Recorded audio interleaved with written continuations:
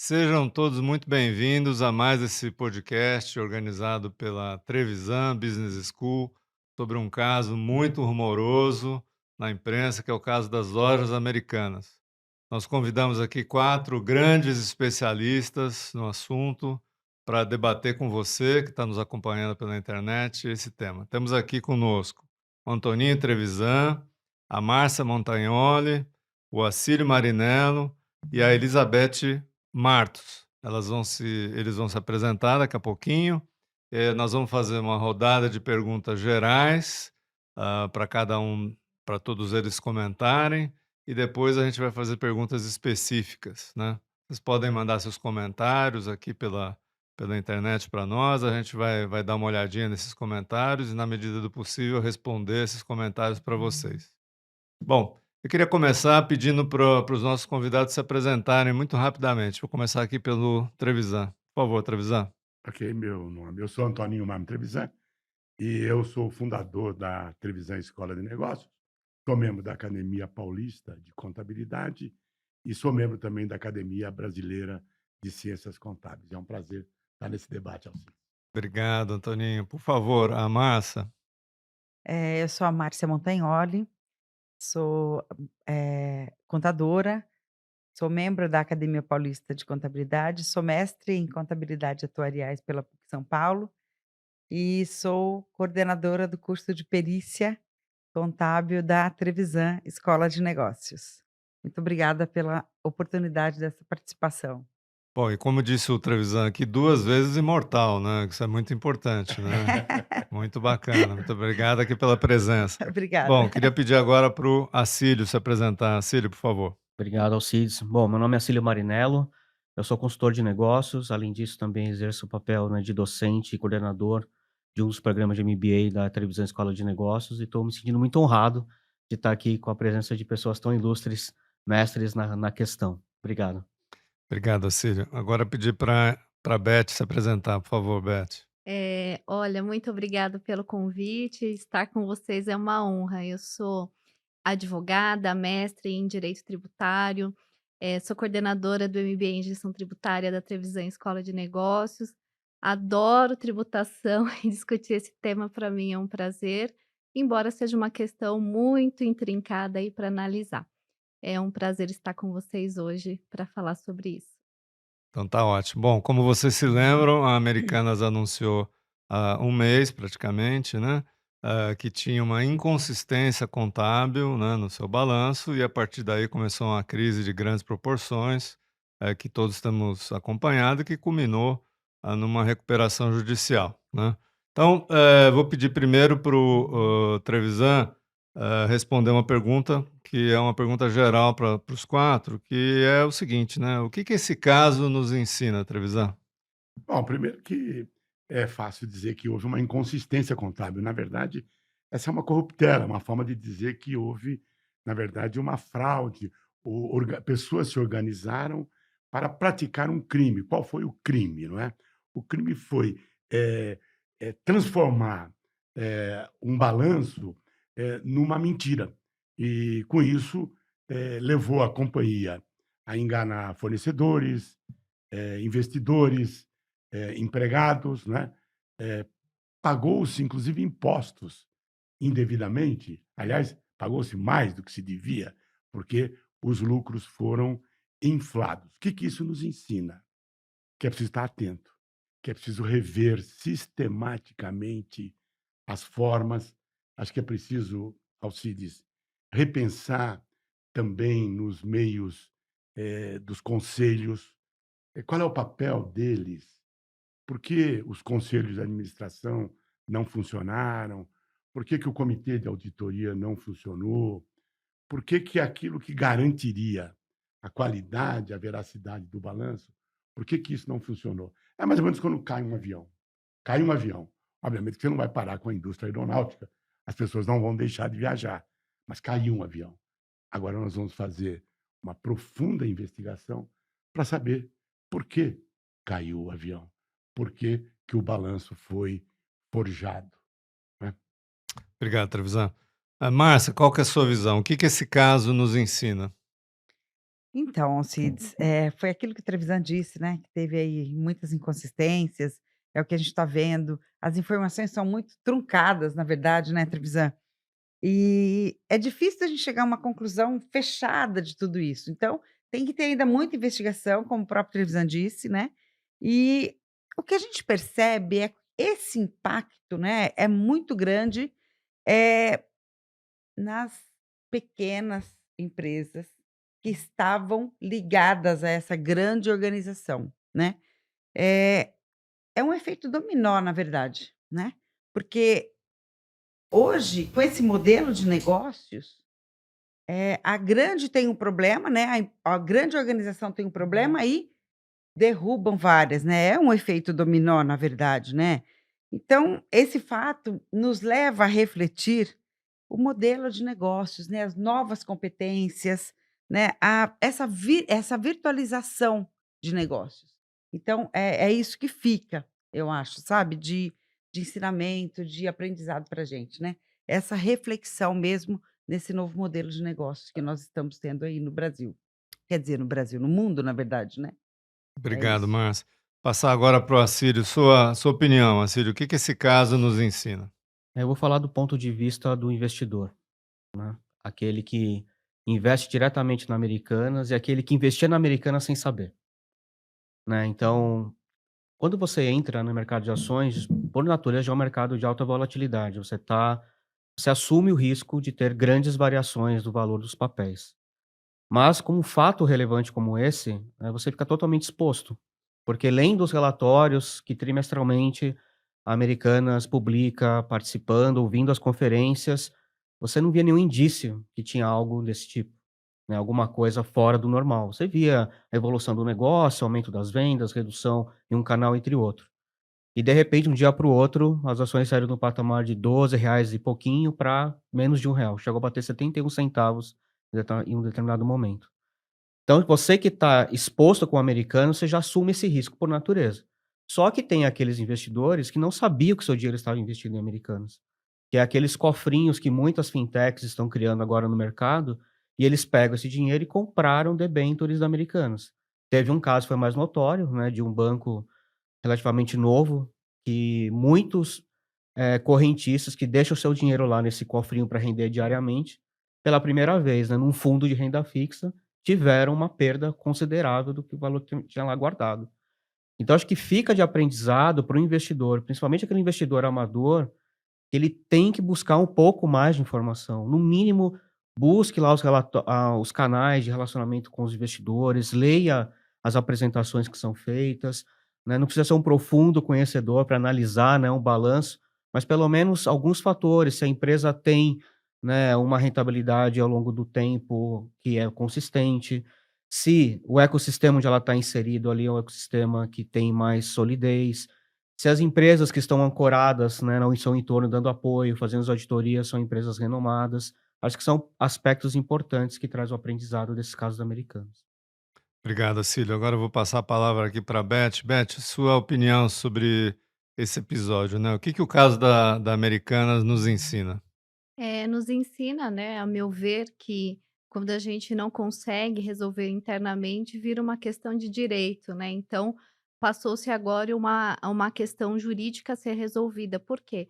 Foram feridos direitos de várias esferas, né? Direito dos fornecedores, direito dos investidores, direito dos próprios empregados. Então, ali a gente tem o quê? Decisões internas da companhia afetaram o direito de terceiros, inclusive dos entes federados, que têm ali a tributação envolvida. Então, essa questão está envolvida com o quê? A condução da empresa, a condução da companhia, ela está inserida no contexto social, no contexto de responsabilidade social. E quando ela não é conduzida adequadamente, isso vai atrair responsabilidade. Só que isso excede só a questão de direito, porque a empresa cumpre um papel social.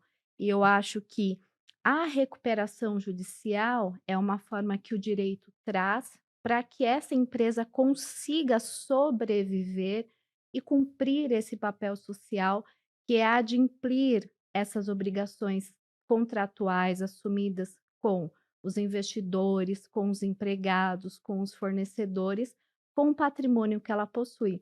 E, né, espero que a gestão seja adequada ao ponto de que ela dê continuidade, porque não é interesse da sociedade brasileira que ela feche as portas. Seria um prejuízo muito grande. Então, infelizmente, quando passa de uma questão interna, as decisões que foram tomadas passa a ser uma questão do direito e o direito tem que trazer essas respostas. Então, é importante a gente ter um sistema jurídico que ampare a condução adequada. E é claro, com o auxílio das ciências todas, né? A contabilidade, a economia, enfim, todo um conjunto de ciências ali para a gente obter o objetivo final, que é a continuidade da empresa. Obrigado. Eu vou voltar a esse tema dos potenciais litígios e da questão também da responsabilidade social um pouco mais para frente, mas vamos passar aqui para a nossa segunda rodada, que é a pergunta: o que que nós devemos fazer no futuro para evitar a repetição de um caso como esse da Americanas? E começa aqui com o Trevisan. Sua opinião, Trevisan? Olha, eu acho que, primeiro as escolas, né, nós, sempre quando ensinamos contabilidade, ensinamos auditoria, eh, penso que entramos numa armadilha, caímos numa armadilha da codificação. A contabilidade ficou extremamente codificada e nós perdemos, o que em auditoria, por exemplo, se chama da a desconfiança. A desconfiança boa, o ceticismo. Ao olhar uma companhia, eu tenho que compará-la. O mais importante não é o que a companhia faz, mas como é que ela se posiciona frente a seus concorrentes. Como é que é o balanço dos concorrentes? Eles têm os mesmos índices? Se alguma coisa fora da companhia está tão diferente, é preciso que eu aprofunde. Esse é um primeiro aspecto. O outro é compreender profundamente o que faz a companhia, né? Eu me lembro da minha longa carreira como auditor, é um dos primeiros clientes que à época a gente ganhou, né? Eu trabalhava na PwC, fiz minha carreira. O cliente, quando terminou, escolheu a gente e os outros membros do conselho perguntaram: mas por que que o senhor está escolhendo essa empresa? Os honorários deles são mais caros que as outras. Ele disse: esse rapaz que fez a apresentação conhecia mais a minha empresa do que eu, então contrate eles. E por conta deste excesso de códigos, os jovens, as escolas, se fixaram muito em formar robôs e poucas pessoas que possam, como disse o professor agora há pouco, né? O Acílio, tem olhar a economia. O que ocorre quando você tem uns juros anuais de 2% para uma companhia que dá crédito e, de repente, esse juro bate 14%? Qual é o impacto? Eu vou continuar a analisar da mesma forma que eu analisava quando o juro era de 2% ao ano? Óbvio que se essa companhia usa um modelo de desconto de duplicata, certamente o seu custo poderá ficar inadministrável. E que faço eu, analista, contador, investidor, olho com o mesmo olhar ou mudo esse olhar? Então, me parece que nós teremos que aumentar o ceticismo sobre as companhias e as chamadas externalidades. É mais importante olhar as externalidades, muitas vezes, do que você apenas se aprofundar na empresa. Pode ser que você não esteja vendo um elefante passar. Ótimo, muito interessante. Bom, passo agora a palavra para a Márcia, para ela abordar esse tema, né, Márcia? O que que nós devemos fazer no futuro para evitar a repetição desse caso da Americanas? Então, é um pouco complicado, mas nós devemos, na minha opinião, ficar assim mais atentos aos controles internos organizacionais, né? Que na verdade, nem sempre adianta muito os controles internos, o compliance, né, qualidade, riscos, se as informações elas nem sempre são ouvidas pela alta administração, né, gente. Porque às vezes os acionistas majoritários, eles têm interesses superiores aos negócios, né. acima até do que o próprio negócio suporta. Então fica difícil, mas nós temos que assumir, né, este controle interno e tentar fazer com que isso seja cumprido, né, seja dentro da própria governança corporativa, né? Porque se isso funcionar, eu acho que esta repetição será evitada. É isso que eu penso. Legal. Obrigado, Márcia. Volto aqui a palavra para o Acílio. Acílio, na sua visão, né? O que a gente deve fazer para evitar a repetição de casos como esse da Americanas no futuro? De novo, vou trazer sempre o recorte no olhar do investidor, né? Acho que um ponto interessante que surgiu, né, nesse caso, é um pouco até de educação coletiva, porque a tal da operação risco sacado, né, que foi talvez a transação que motivou todas essas questões dos ajustes na contabilidade, é uma operação muito comum, tanto para o mercado financeiro quanto para o mercado varejista em geral. Todas elas fazem. Não é algo particular da Americanas. Né? Os volumes são muito grandes, né? Existem muitas empresas e agentes envolvidos. Para os bancos, é uma linha de crédito muito interessante, tanto que o CFO do Santander falou publicamente que vai continuar investindo, né, concedendo crédito nessa linha de investimento, que era um dos grandes bancos que foi afetado pelo caso da Americanas. Mas a população em geral não sabia. E aí virou, né, nas semanas seguintes: "Ah, a empresa A também está correndo esse risco, a empresa B também está correndo esse risco". Não, não está, todas elas utilizam. Então, de novo, né, para o olhar do investidor, né, não evitar que ocorra o caso em si, mas que ele não seja prejudicado, é ter essa consciência de como esses segmentos operam. Né, quem vai operar em minério tem que estar claro que o minério é uma commodity, se cair o preço, a ação do papel vai cair. Então acho que traz uma consciência para o pequeno investidor principalmente, que ele não pode simplesmente colocar o dinheiro dele num papel de uma empresa A ou B, sem conhecer como que é a dinâmica do setor que ela opera. Então acho que o caso da Americanas traz para o olhar do investidor quer continuar investindo em varejo? Como o professor Trevisan disse, compare com os rivais, veja como está a Via Varejo, veja como está a Magalu e o que tem de diferença.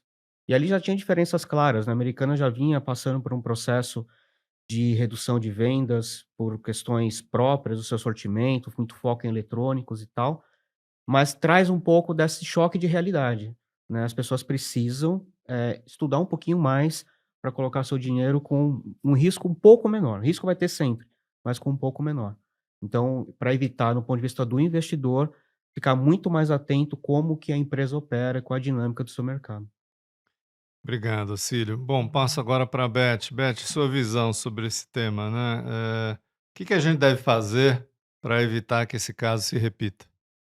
Olha, e aí a gente tem que estudar um pouco de Freud, né, que o homem faz as coisas por medo ou na esperança, né. Medo de ser descoberto ou na esperança de não ser descoberto, né. Então, isso excede um pouco aquilo que a gente pensa do direito. Então, a governança ela vem justamente para fazer essa matriz de controle de risco, controles e compliance, mas muitas vezes falha, por quê? Porque quem tem interesse, né, um super interesse em tomar decisões que são contrárias àquilo que vai levar ao decididor para ser responsabilizado, não vai deixar esse rastro ali na documentação. Então, justamente nesse sentido, é importante mudar a matriz ética de pensamento. Então, atribuir a quem decide o lastro documental dessa decisão. Então, é importante que lá na matriz de risco fique documentado que as decisões que possam atrair responsabilidade perante terceiros, perante os acionistas, perante toda a comunidade, fique bem direcionado quem foi responsável por essas decisões. Talvez seja essa uma forma de inibir, não por meio da ética, orientação interna, mas por meio da responsabilização que a lei pode trazer em razão da clara evidenciação do descumprimento da legislação. Muito interessante esse seu ponto, Beth. Eu vou subverter um pouco aqui nosso roteiro e propor um tema um pouquinho diferente antes de entrar nos últimos dois, que é essa questão do pensamento, ah, principalmente da ambição, né? Claro que a ambição é que move o capitalismo, mas da ambição desmedida, né? E do ESG para inglês ver, né? Onde acaba se esquecendo do lado G aí, que é o lado da governança. Como é que a gente faz? Uma pergunta para vocês quatro, começando aqui pelo Trevisan. Como é que a gente faz esse equilíbrio, Trevisan, entre buscar o retorno, que obviamente é o objetivo da companhia, mas não atravessar, não queimar o sinal, né? Não atravessar o sinal, que foi o que aconteceu aqui claramente. Quer dizer, a ambição desmedida da companhia aparentemente causou esse processo todo, né? Como é que a gente faz esse equilíbrio? Não é fácil, né? Porque é natural que as pessoas estabeleçam metas dentro das corporações, os analistas de mercado trimestralmente cobram resposta da companhia, os executivos querem bônus, os acionistas querem dividendos. E eu percebo que, na tua provocação, você tem uma pressão que sistematicamente recai sobre os ombros de cada um daqueles que está num processo decisório.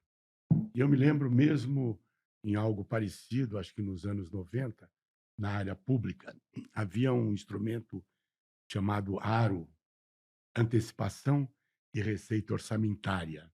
Os governadores, os prefeitos, imagina que eles descontavam o imposto futuro e o prefeito, o governador que entrava, não só não tinha dinheiro, mas como tinha o futuro comprometido.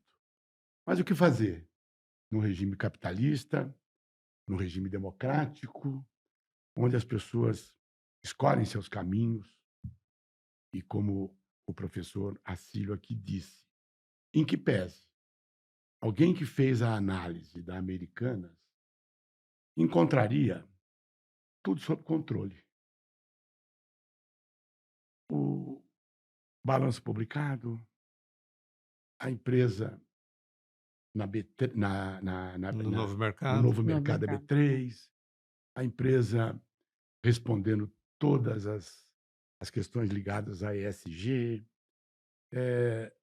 auditada por uma Big Four, de certa forma, uma companhia tradicional. Como é que o pequeno investidor, como é que as pessoas que estão no entorno, os bancos, especialmente os grandes bancos, ofertando crédito em valores bilionários, de bilhões, havia, portanto, uma reputação. E aí você deu mais relevância para a reputação do que para o ceticismo. Acho que esse me pareceu um primeiro. Mas há que se ter uma posição prática. A gente não adianta só filosofar. O ser humano é o que é, né, professora Beth? Ele é o que é. Eu penso que a contabilidade vai sair vencedora desse processo. Por quê? Porque todos estão agora olhando e se apercebendo a relevância dela.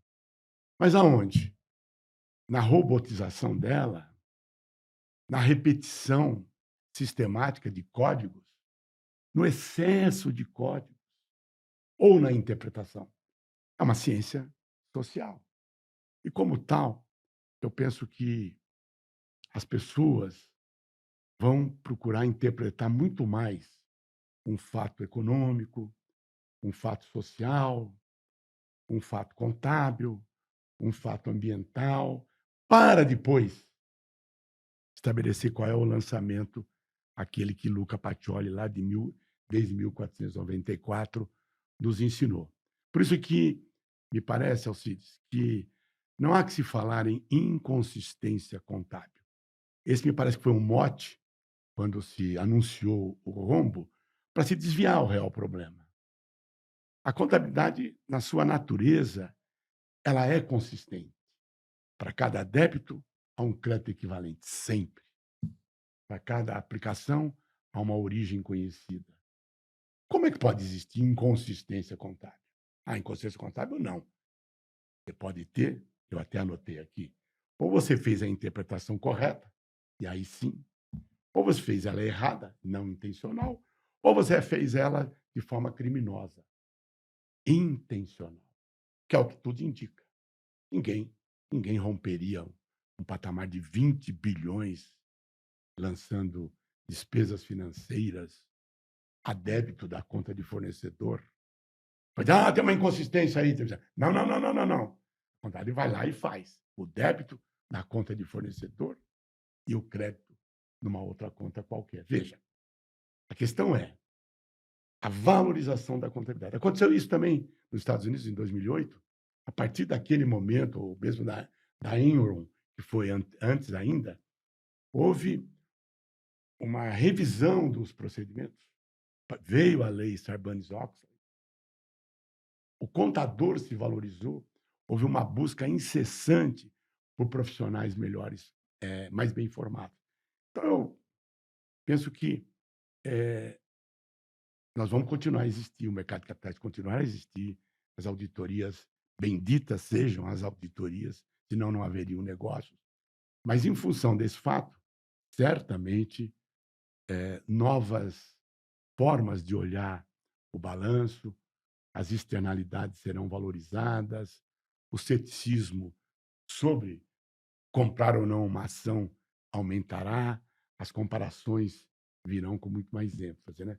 Acho que é um aprendizado, como tem sido, né? O capitalismo tem isso, né? Vai nos ensinando o tempo todo, né? Não existe eternamente bonzinhos. Às vezes eles viram malzinhos também. Tá ótimo. Bom, Márcia, eu volto a essa questão, né? Como é que né, os chamados gatekeepers, né? Os guardiões Sim. que o sistema todo tem para controle, como é que se promove esse equilíbrio, né, entre o controle adequado, o equilíbrio, a governança e a ambição das empresas de querer crescer e cada vez ter mais lucro? Como é que a gente faz esse equilíbrio, na sua visão? Então, assim, na realidade, eu penso que com toda essa história da Americanas, né, este equilíbrio, esta governança, haverá muitas mudanças, eu acho que daqui para frente, para isso ficar mais aguçado, né, e as pessoas terem um controle maior dentro dessas organizações, né, para não haver para haver ou seja, para haver um equilíbrio maior quanto a isso, para mudar o gerenciamento da alta administração, para que isso, não ocorra, né, porque com tudo isso que nós estamos vendo hoje, né, com essa porque desaba, né, desaba não só a organização, como eu já disse no início, desabam outras empresas que estão à volta da grande organização, né, que estão ali juntos. Então, a partir desse momento, eu acho que com o G do ESG, né, será movimentado para que haja este equilíbrio, para que não ocorra mais esse tipo de situação que ocorreu nas Americanas. Legal, Márcia, obrigado. Acílio, as pessoas estão aprendendo com esse caso, né, que ESG não é só abraçar a árvore, né? Quer dizer, como é que a gente faz esse equilíbrio, que eu questionei aqui para os nossos colegas? Qual que é a sua visão? Eu vou me apropriar da fala da professora Beth. Acho que além dos compromissos estatutários, né, o que que vai acontecer com os ex-dirigentes da Americanas, né? Porque não é uma coisa que aconteceu na gestão do real, né, de uma semana. Então, qual que é o papel deles? Além dos compromissos estatutários, mas a questão da ética, como que isso reverbera na trajetória deles, na carreira deles, na reputação deles? Eu acredito que sim, assim como a professora Márcia comentou, a CVM abriu diversos processos de investigação. Acho que isso vai trazer também evoluções para o mercado, como a própria Comissão de Valores Mobiliários também se compromete a acompanhar, né, a vida financeira, contábil, fiscal das companhias que estão listadas na bolsa. Mas do ponto de vista corporativo, acho que os novos dirigentes, né, os líderes estão sendo formados agora, que vão alcançar esses postos de direção, de alta liderança, precisam de fato incorporar essa questão, né. Como você falou, o ESG não ser apenas, né, práticas que ficam no PowerPoint, mas que de fato representem e façam parte da cultura das empresas. Então acho que isso é uma transformação difícil, não é algo fácil. Eu acho que tem que ter instrumento sim, que além dos compromissos, né, estatutários, a parte da ética esteja mais inerente no dia a dia dessas lideranças, para que as empresas aprendam de fato com fatos como este, e que a gente não passe a viver, né, novas situações, porque de fato, como a senhora Márcia destacou também, são milhares de pessoas envolvidas, não somente os diretamente ali engajados com Americanas, mas toda uma cadeia que depende, né, desse ecossistema criado pela Americanas, que está sendo impactado, além da sociedade como um todo. Obrigado, Cílio. Beth, na sua visão, esse equilíbrio, o direito, os reguladores, a CVM, eles estão aparelhados para exercer o papel de fazer esse equilíbrio?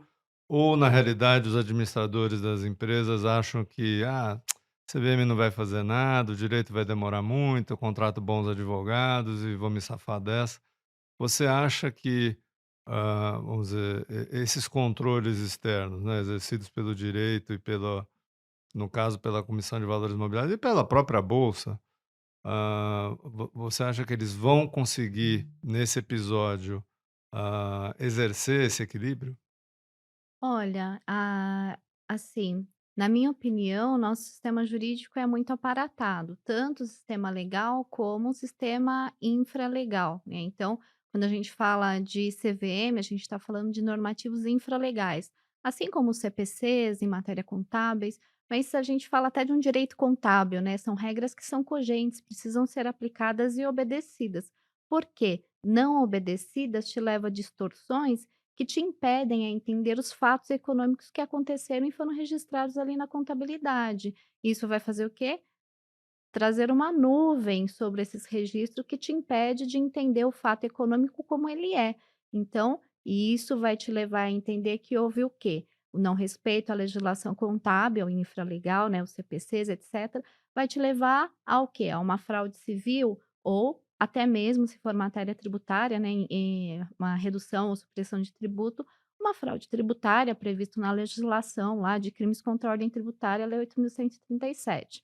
Mas o sistema legal, seja ele de direito civil, seja ele de direito penal, seja ele de direito econômico, seja de direito financeiro, é suficiente. O sistema infralegal, legislação, né, da CVM, né, os provimentos da contabilidade são suficientes, sim, para a gente apurar e demonstrar as infrações a essas legislações. Mas eu vou tomar liberdade aqui e comentar alguma coisa do SD, que é o meu tema do coração, assim, né. Eu participei da formação da matriz do curso de ESG da Trevisan, é um curso, assim, que eu acho que é uma mudança de paradigma de vida, e a empresa é um organismo vivo, né. Então, a gente precisa entender a empresa como uma extensão da sociedade e uma forma de realização de direitos fundamentais também. Então a empresa precisa entender esse papel. Não existem 2, né, terras, não existem outros seres humanos. Então a empresa se realiza por intermédio do capital humano, a empresa se realiza aqui nessa terra, não existe outro lugar. Então digamos, o acionista vai receber dividendos se tiverem esse capital humano nessa terra. Então a gente precisa entender que isso é finito, se as pessoas não se organizarem para transformar isso de forma que seja assim, de ser sustentável, né, para todos, para o ser humano, para a natureza, para o ambiente. Então, isso é da essência da continuidade, da coexistência. Então precisamos, né, adaptar. E em termos de leitura do sistema do SD, a gente passa por um movimento de atenção com respeito à acuracidade dos índices. É importante entender se os índices de ESG têm a acuracidade para medir corretamente os elementos, os fatos, para que a gente obtenha um resultado positivo. A gente está nessa fase. Então, todas as métricas estão sendo observadas. Então, se eu sou auditado pela B3, lá nos índices que estão. Então, a gente está numa fase de experiência para chegar a entender se essa acuracidade está adequada. Os índices de impacto também. Eu acho que a contabilidade já passou dessa fase, né? A contabilidade demonstra, né? Então, é importante a gente entender a diferença desses pontos também, né? Obrigado, Beth. Bom, basicamente não temos plano B, né, para o Hum. planeta, né? Só tem plano A. Estamos aqui, para quem está entrando agora, estamos realizando um podcast sobre o caso da Americanas, organizado pela Trevisan Business School. Temos aqui 4 craques comentando esse assunto para nós: o Antoninho Trevisan, a Márcia Montagnoli, o Acílio Marinello e a Elizabeth Martos. Vamos agora seguir, né, com mais 2 rodadas de perguntas para os nossos 4 convidados e depois perguntas específicas para cada um deles. Bom, começando aqui pelo Trevisan, né? Quais devem ser os próximos desdobramentos, Trevisan? Nessa novela aí, quais são os próximos capítulos? Isso me lembra um trecho do filme Casablanca. Às tantas, o inspetor está no bar e tem lá uma confusão e ele diz: chamem os suspeitos, mas prendam os culpados de sempre. Isso. Eu fico sempre pensando nos meus colegas, né? Os culpados de sempre, né? Esse é um perigo, de se prenderem os culpados de sempre. É preciso olhar com maior coragem, né? Por que é que fizemos o que fizemos? Por que foi feito o que foi feito? Com maior respeito às pessoas envolvidas, a forma, a maneira como foi anunciado o problema foi completamente errado. A gente viu ali. Você não anuncia uma situação dessa num banco que é credor, sozinho. Uma bomba desse tamanho, primeiro, tem que ser anunciada pelo presidente do conselho, pelos principais acionistas, pelo diretor financeiro, pelo CEO, ou seja, você faz um anúncio do problema sustentadamente, porque quando foi anunciado de uma forma atabalhoada. E eu fico sempre pensando, atabalhoada intencionalmente, atabalhoada porque foi uma surpresa, etc. Então, esse primeiro aspecto, né? A comunicação, Alcides, que você é do ramo, numa situação desta natureza, precisa ser muito bem feita, porque o prejuízo que se tem e que se teve naquele momento pela má comunicação, ninguém sabia. Eu vi a comunicação. Afinal, como assim? Aonde que foi? Era Existiam empresas paralelas, tinham um faturamento não contabilizado, porque a circularização que os auditores fizeram não trouxeram a informação correta do valor da dívida. Então, eu não sei nem responder à sua pergunta. Eu tenho sérias dúvidas dos próximos passos. Eu tenho uma certeza de que o comportamento das pessoas envolvidas nesse caso e os profissionais envolvidos seguramente vão fazer um cheque como as peças de um avião que caiu e que são cuidadosamente analisadas. Porque, como o professor Assílio falou, o pobre do investidor, ele olhou tudo isso, Assílio. Se ele tivesse olhado tudo isso, ele comprava com mais vigor. Se ele olhasse as normas de ESG, se ele olhasse o balanço, se ele olhasse o parecer, se ele olhasse o comitê, se ele olhasse o histórico, se ele olhasse o nível de acionistas, etc, etc. Tudo parecia indicar que estava correto. Uma questão, talvez ele, e você já disse, deve fazer: olhar os outros. Os outros daqui do Brasil, as outras lojas, os outros varejos e os do exterior. para poder analisar e ver os indicadores e aí tomar uma decisão. Lembrando que também, na história brasileira e mundial, o setor é muito, muito, muito delicado. Qualquer mudança, ele acaba tendo problema. Nós tivemos aí uma lista, Mapping, Mesbla e tantas outras, para citar dezenas de companhias de Aronson, do varejo, que numa mudança dramática de modelo econômico, elas quebram. Eu me lembro da Arapuã, por exemplo. A hora que o juro, o Mesbla. juro explodiu, ela tinha uma venda agressiva em 36 vezes, sem juros. Óbvio que lá quebra. Então, é um segmento, a Mesbla, né? É. Eles têm o mesmo histórico. Então, é preciso olhar esse ramo de negócio com muito, muito cuidado. Ótimo. Bom, passando aqui para a Márcia, nessa mesma pergunta, Márcia, na sua visão, né, quais que devem ser os próximos desdobramentos desse caso? Eu vou falar da parte burocrática, Trevisan.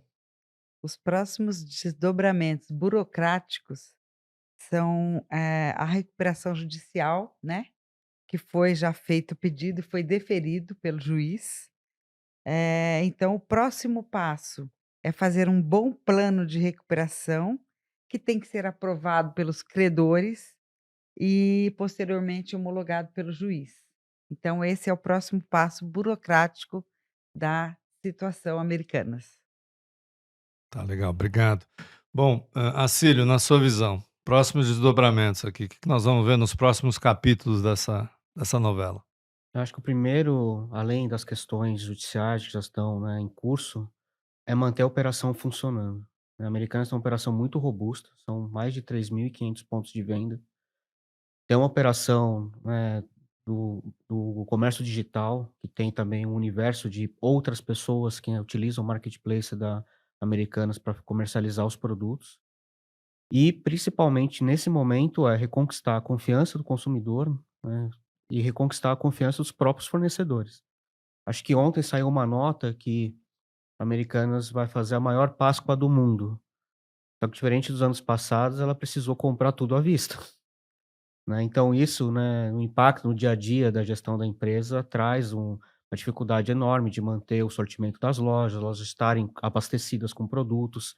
Então acho que tem um desafio muito grande de como ela vai se reorganizar para manter essa operação, né, aberta, sem reduzir o número de lojas abertas, sem talvez redução de quadro de funcionários, provavelmente sim.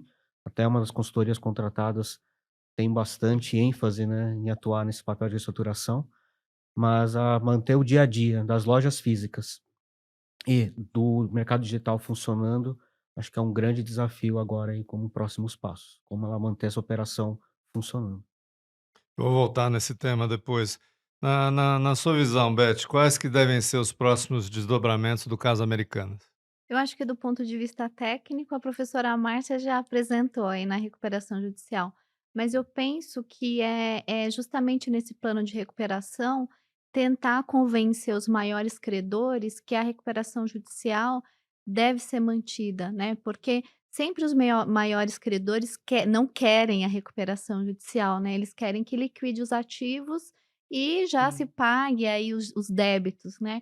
Então eu acho que é esse convencimento e a sociedade brasileira agir nesse sentido também, porque não é salutar para todos esses empregados, todas essas pessoas que vivem das Americanas, que ela seja liquidada. Então acho que isso que a gente precisa pensar também. E aí pensar num bom plano da gerência desses ativos, se compensa manter as lojas todas abertas, se compensa liquidar parte delas. Eles têm várias ramificações de negócios, não só as Americanas, tem outras empresas do grupo.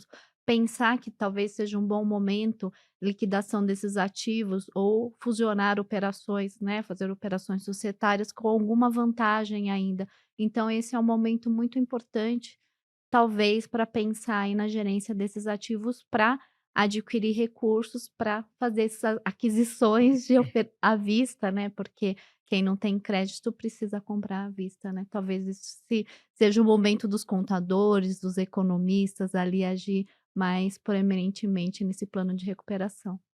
Legal. Antes de entrar aqui no último tema, que é para a nossa rodada geral, vou fazer uma pergunta aqui para o Trevisan, que é certamente o mais vivido aqui dos nossos, mais experiente aqui dos nossos debatedores. Trevisan, na sua opinião, né, esse episódio aconteceu agora há 30 dias, nós estamos justamente na safra de balanço, né, os balanços anuais estão fechando agora. Você acha que os auditores, né, os conselhos, comitês, todo mundo deve ter levantado sua bandeira vermelha para revisar tudo, né? Na sua opinião, a turma redobrou os cuidados já para essa safra de balanço? Com certeza. Diante dos fatos, a auditoria é um ente muito dinâmico, né? Eh, Ela trabalha muito com chamado eventos subsequentes, né? Eles chegam até a modificar o parecer do auditor. E, sobretudo, quando tem um fato marcante, seguramente a questão da circularização, eu tenho certeza que todas as firmas de auditoria estão revendo a sua circularização, né? Porque a circularização é algo que parece ser banal, né? Você manda, faz um pedido para o credor ou o devedor e ele responde dizendo se é isso ou se não é isso, ou se é diferente o valor. E eu me lembro como auditor, eu torcia para que ele dissesse que estava tudo ok, porque se ele disser que não está ok, implica em você estender os testes. Então, eu penso que as empresas de auditoria vão estender os testes de circularização, vão aumentar o número de empresas circularizadas, vão rever todas as respostas com muito mais cuidado e é preciso lembrar sempre, quando você encerra uma auditoria, ela é encerrada com chave de ouro. Então, a mesa, o auditor, sócio da empresa de auditoria, o CEO, o chefe da área de compliance, o chefe do comitê de auditoria, o chefe do conselho fiscal, e há uma pergunta, há um questionamento objetivo e formal. Houve isso na Americana, é isso que me deixa enlouquecido. E, basicamente, eu pergunto, Alcides, tudo que tinha que estar no balanço está? Você ter conhecimento de algo que não foi contabilizado? Você entende que deveria ser aumentado a auditoria em algum setor que nós não fomos avisados? Tudo que tinha de relevante foi nos contado. Então, você veja que é uma confirmação que o auditor faz depois de tudo o que já foi feito de auditoria. Certamente, esse momento, nesses balanços, nesse encerramento de auditoria, vai ser muito mais forte, muito mais detalhado e muito mais profundo. Né? E estão todos, eu diria, dinamicamente, internamente, revendo tudo que fez, tudo que fizeram, para eventualmente refazer. Ótimo. Bom, vamos fazer aqui uma última rodada de perguntas para os quatro. Uma pergunta mais difícil para vocês. Trevisan, você acha que a Lojas Americanas vai sobreviver a esse episódio? Olha, ela tem uma longa história, uma loja, ela é centenária, tem uma marca relevante e tem um sistema de vendas moderno, apesar de ter ainda lojas físicas, mas o próprio professor Assílio, que é um especialista e estava me contando, a parte de vendas online deles é muito forte. E todas as outras companhias pequenas empresas, pequenos fabricantes, se serviam da Americanas para continuar vendendo. Esse é um aspecto. O segundo aspecto, a tradição na relação com uma empresa, dependendo de como ela se posiciona no pós-problema, o quanto ela passar de sinceridade, o quanto ela explicar por que ela errou, onde que ela pode reconquistar, sim, não só os seus fornecedores, mas os seus financiadores e os seus investidores. Claro que o valor que ela tem hoje, acho que R$ 1, quase R$ 2 cotado em bolsa, é muito difícil que ela atinja o pico, como já foi mais de R$ 20, pelo menos nos anos próximos, né? Mas eu diria de 1 a 10, eu dou 7 para que ela continue a operar. por conta, sobretudo, do seu time. Tem um time, pessoas muito bem treinadas e que têm uma relação de paixão com a empresa, né? Bastante grande. E as pessoas têm memórias também, né? Quem é que numa Páscoa não ia lá na Americana comprar um ovo de Páscoa, né? Você não pode cortar o coração das pessoas, como cortou-se com o encerramento da Livraria Cultura. O país, eu fico arrepiado quando eu falo isso. Um país é feito dessas coisas. Um país não é feito de robô, né? Uma nação se constrói quanto mais valor você dá para a tua história. A Americana é parte da história brasileira. Obrigado, Trevisan. Bom, Márcia, na sua opinião, né, Lojas Americanas vai sobreviver a esse episódio? É, na verdade, é muito prematura essa conclusão, né? Para a gente chegar a essa conclusão. Mas tem tudo para conseguir, né, Alcides? Porque continuando aí com as operações, como o professor Acílio disse, né? Vai ser, comprar tudo à vista, mas pode conseguir aí passando credibilidade aí para os fornecedores, como disse o Trevisan, continuando com as operações, conseguindo credibilidade com seus, consumidores finais, né. Eu acho que tem tudo para dar certo, né. E tecnicamente falando, eh, depende também da recuperação judicial, né, da RJ. Então tudo isso faz com que, a recuperação dela, né, ela volte a funcionar normalmente, né. Temos aí recuperações judiciais, empresas que deram certo, né. Um exemplo muito próximo aí é o Ricardo Eletro, né, que todo mundo acho que conhece, né, a história do Ricardo Eletro. Eles entraram com recuperação judicial e eles se recompuseram aí, né, e estão, em funcionamento. Então eu acho que pode ser, como o Trevisan disse, de 0 a 10, acho que um 7 aí tá de bom tamanho para Americanas, né, é uma empresa, eh, consolidada, né, que faz parte da nossa história, então acho que temos que torcer Eu para até me que dê esqueci certo. de dizer, Por mas se favor. me permite, e Claro. também considerando o poder dos seus 3 acionistas maiores. São pessoas que, eu penso, não quererão passar para a história tendo legado um desastre desse tamanho. E eles têm poder econômico e financeiro muito, muito capaz de apoiar, até parece que é o que vão fazer. Sim. Certo, bom ponto. Acílio, na sua visão, a Americanas sobrevive a essa crise? Ó, eu sou bastante otimista, eu acredito que sim.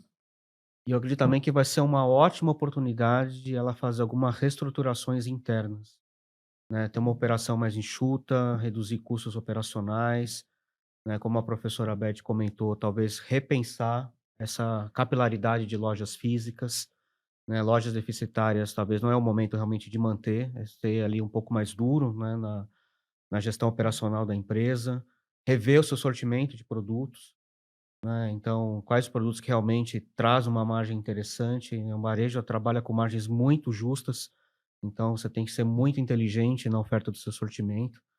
Eu acho que é um momento também de buscar essa reestruturação interna operacional, para que ela seja uma empresa mais eficiente, né, e consiga transitar nesse momento da recuperação judicial da forma mais, sutil possível, para que ela tenha realmente ganhos operacionais que ajudem nesse processo de recuperação. Mas provavelmente não vai ser a mesma empresa. Acho que de fato vai ter um posicionamento diferente, vai ter talvez, né, uma distribuição de lojas diferentes, pontos de vendas diferentes, mas eu acredito sim que vai levar um tempo, seria totalmente, né, especulativo dizer quanto tempo, mas acredito que ela sobreviva e passe por esse momento tão difícil. Obrigado, Acílio. Beth, na sua visão, a Americanas sobrevive a isso tudo?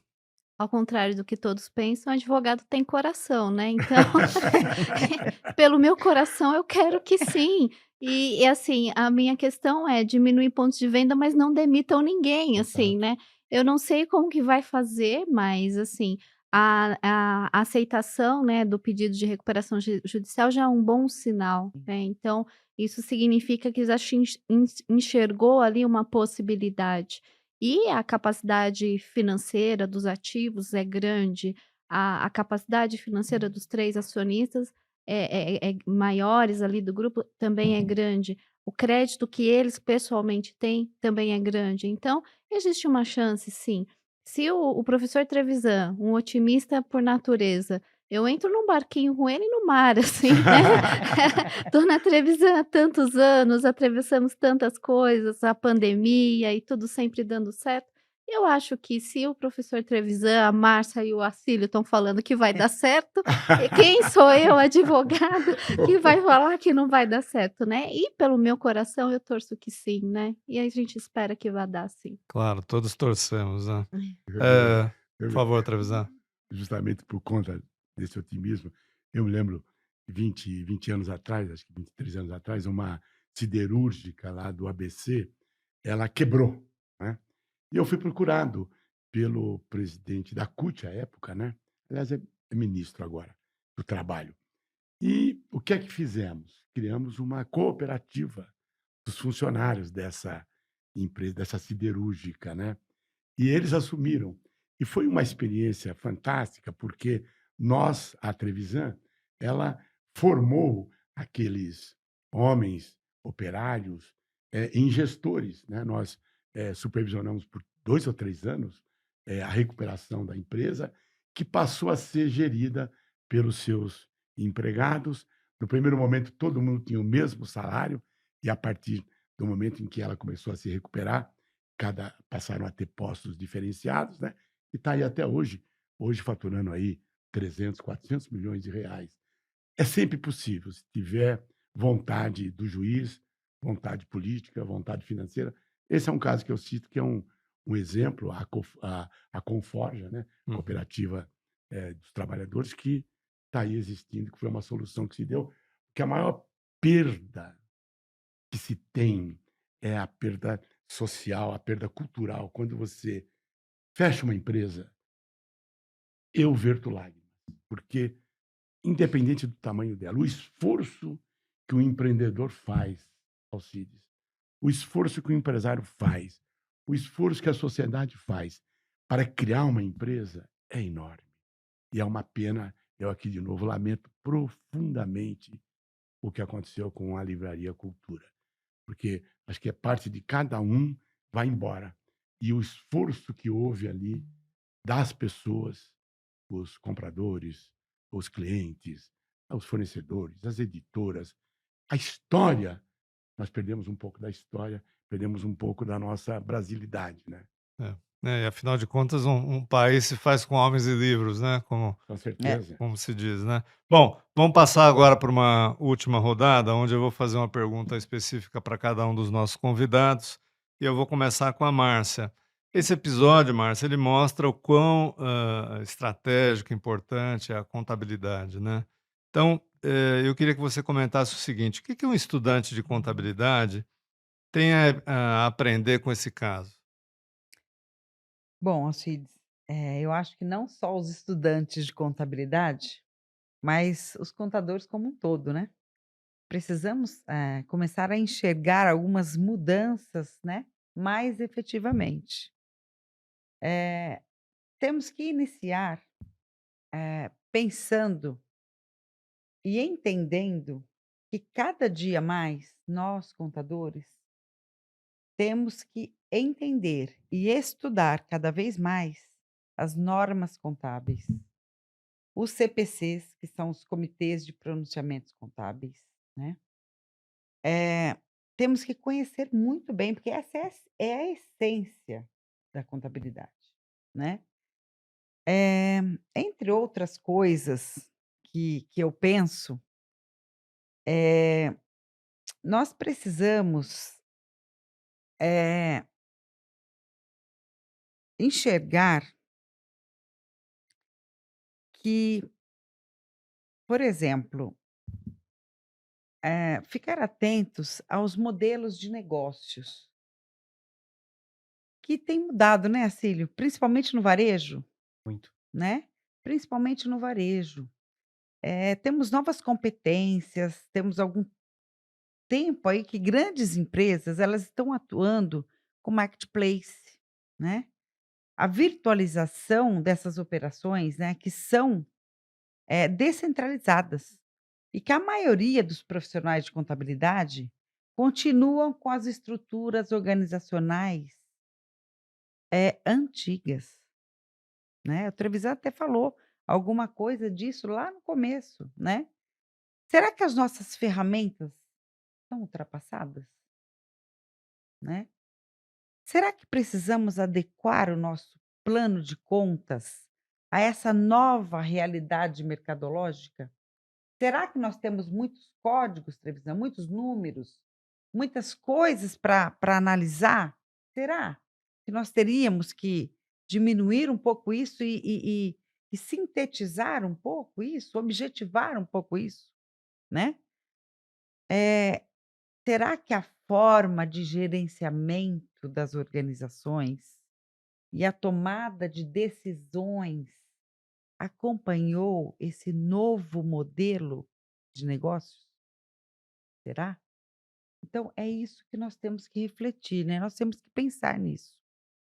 Uma outra coisa que eu coloquei aqui para comentar a respeito disso, né, desse aprendizado, é que a gente precisa, nos atentar para as áreas de controles internos e compliance das organizações.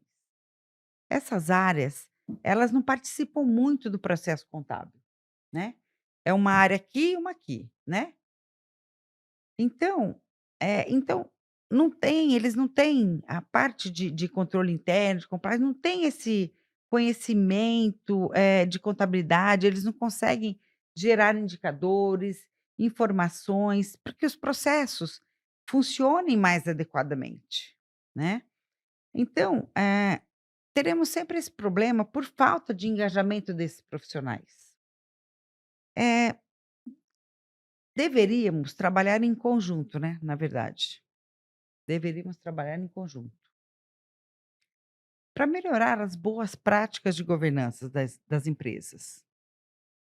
Porque com isso, eh, a gente consegue daí, eh eh, digamos assim, minimizar esses problemas de controles internos dentro da empresa como um todo, inclusive da contabilidade, né. Porque dentro da contabilidade, não se usa tanto o controle interno que vem de fora, porque o controle interno tem que sair da contabilidade e não chegar na contabilidade. Então tem que ser um trabalho em conjunto com o pessoal da área de compliance de governança, né. Então é isso, eu acho, Trevisan, que nós estamos precisando formar e treinar mais contadores na área de governança, né, para que a gente consiga, trabalhar neste âmbito aí da governança dentro da contabilidade, dentro da empresa como um todo. Então, são 2 coisas, assim, que eu quis falar para não me estender muito, né. Eu poderia ficar amanhã falando aqui de tudo que a gente poderia tirar, né, desse episódio, aprender com esse episódio dentro da contabilidade, né. Mas nós temos aí vários problemas, né, basilares para refletir, né, tomando como base esse episódio, o o o Alcides.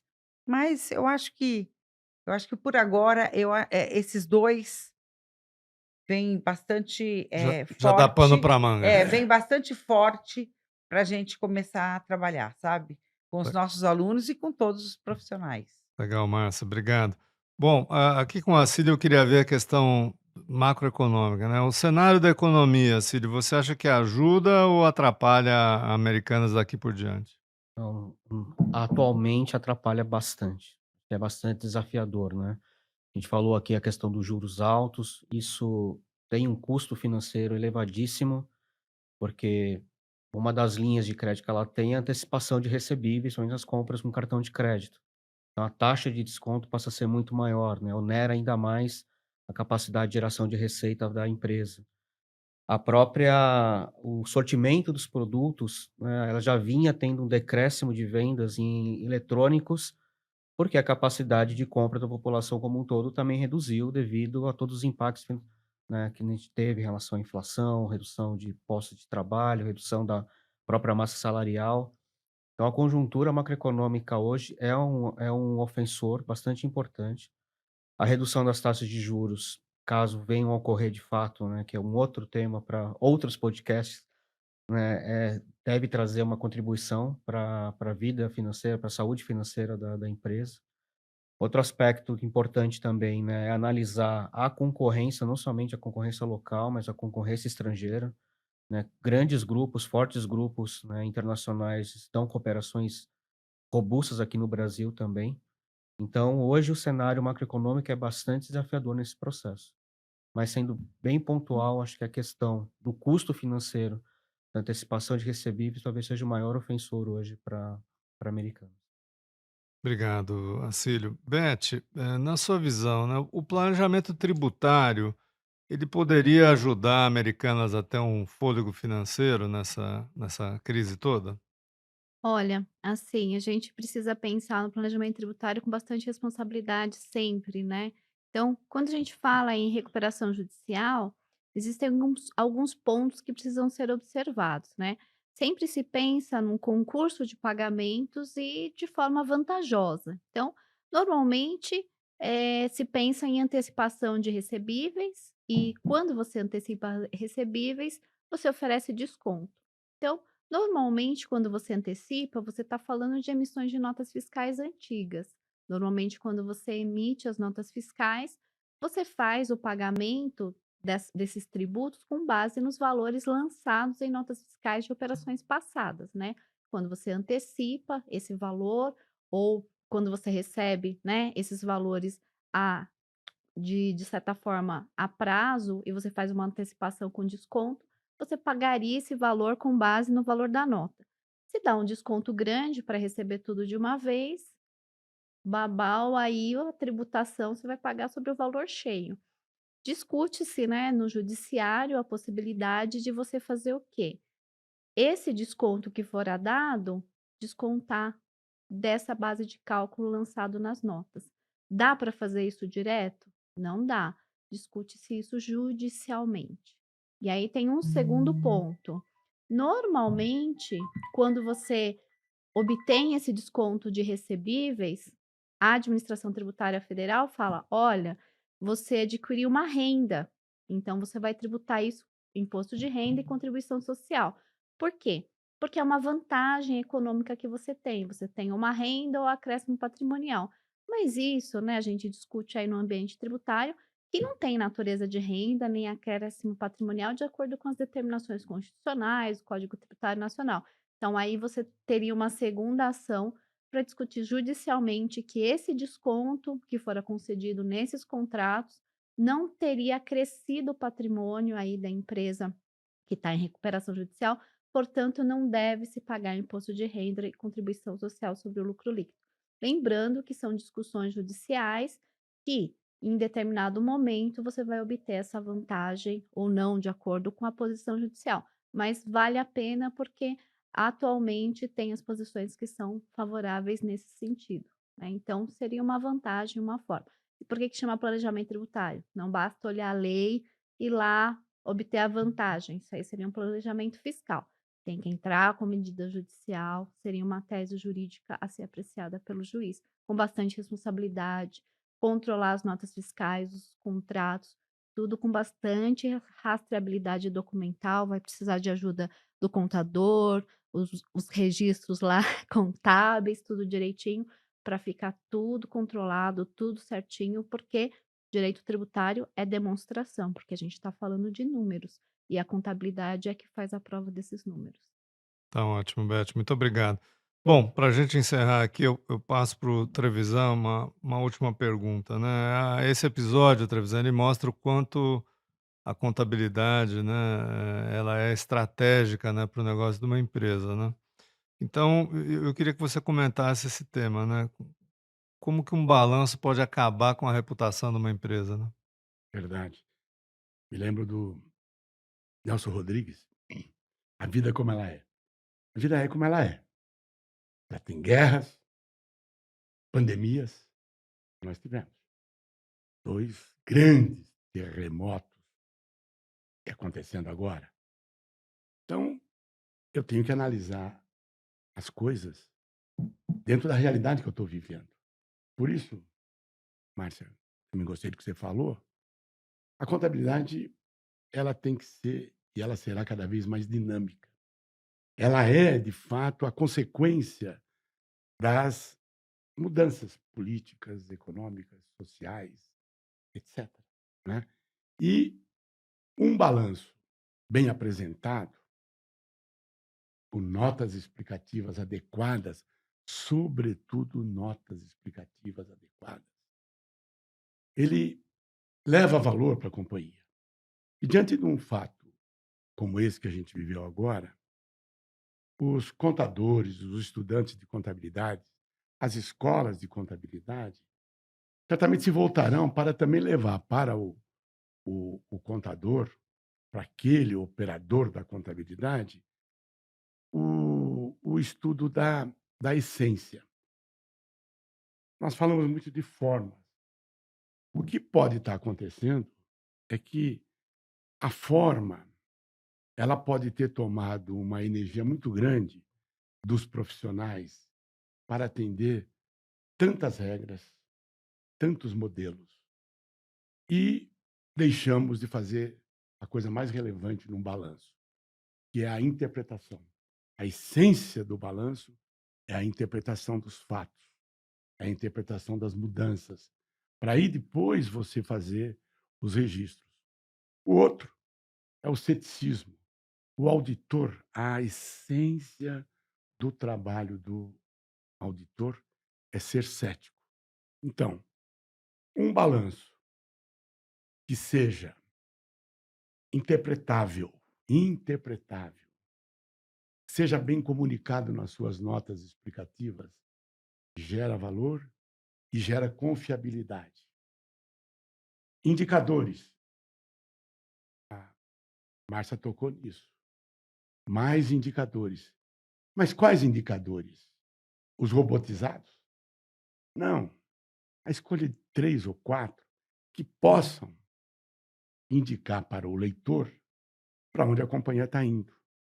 Sobretudo, e o terceiro ponto que eu chamaria atenção, eu falei de interpretação, eu falei de ceticismo e falo de externalidades. Dar mais importância às externalidades. Quanto mais o meu balanço, as minhas notas explicativas, referirem ao que acontece no mercado onde a companhia está instalada, e é preciso lembrar, houve uma ruptura, seja ela na área de saúde com a pandemia, seja ela nas relações geopolíticas com as guerras, Rússia, Ucrânia, né? seja ela na área política. E isso produziu e produzirá impactos. Possivelmente, podemos ter pessoas com mais dinheiro na mão, um número maior de pessoas, quando você tem um governo mais aberto, mais progressista. Que impacto isso tem na empresa? Tem um impacto, terá um impacto. Né? Então, eu resumiria nisso. Ceticismo para o auditor, interpretação mais cautelosa e maior dos contadores, né? E externalidades para os investidores. Olhar as externalidades.